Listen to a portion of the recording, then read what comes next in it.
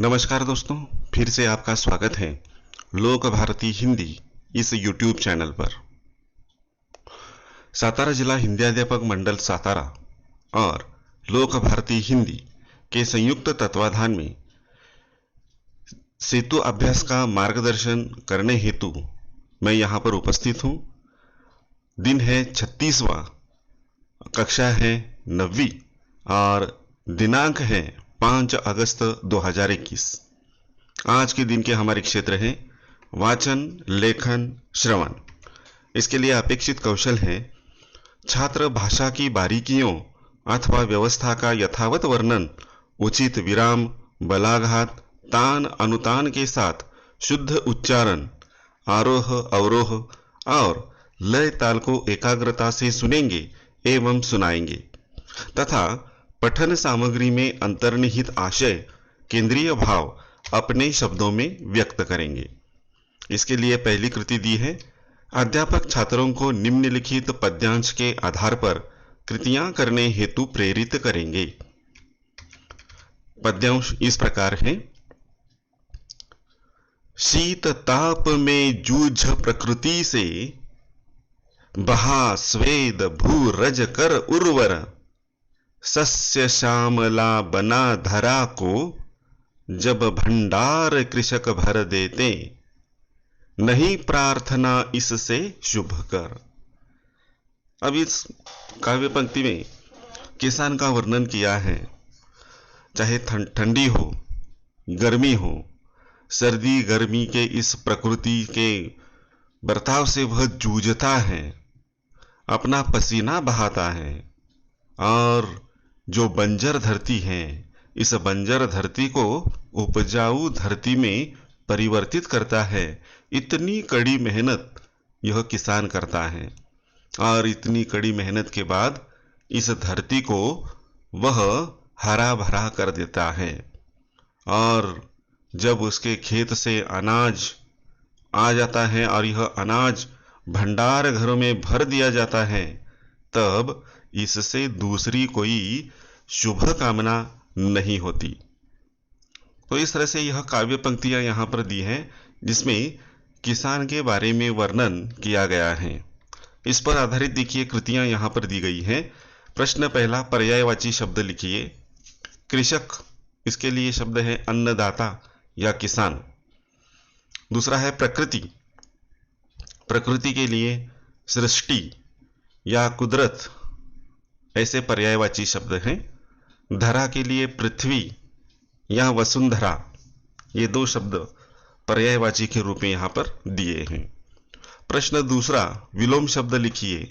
उर्वर, उर्वर का मतलब है बंजर, तो इसका विलोम शब्द है उपजाऊ।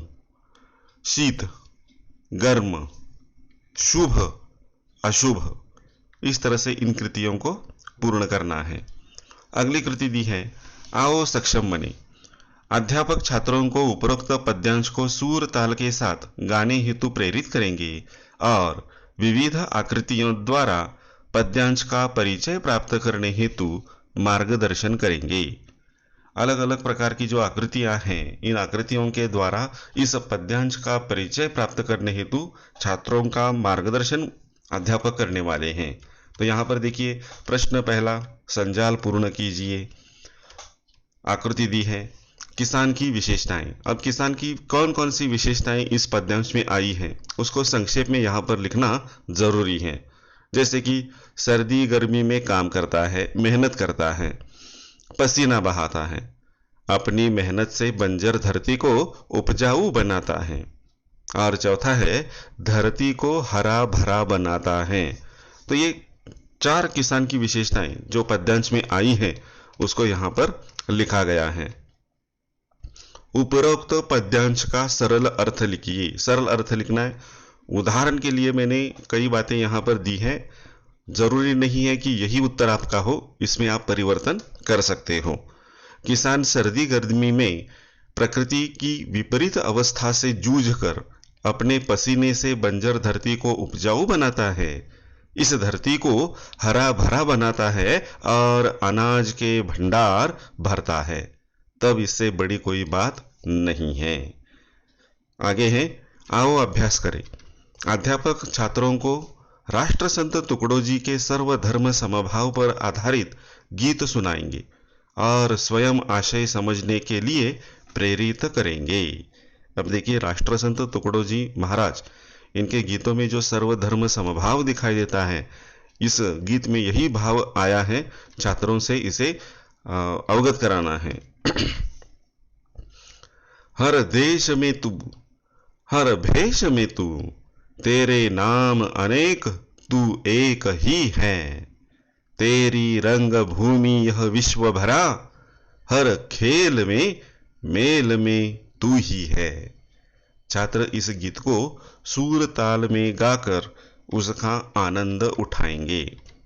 अब देखिए, आओ सृजन करें।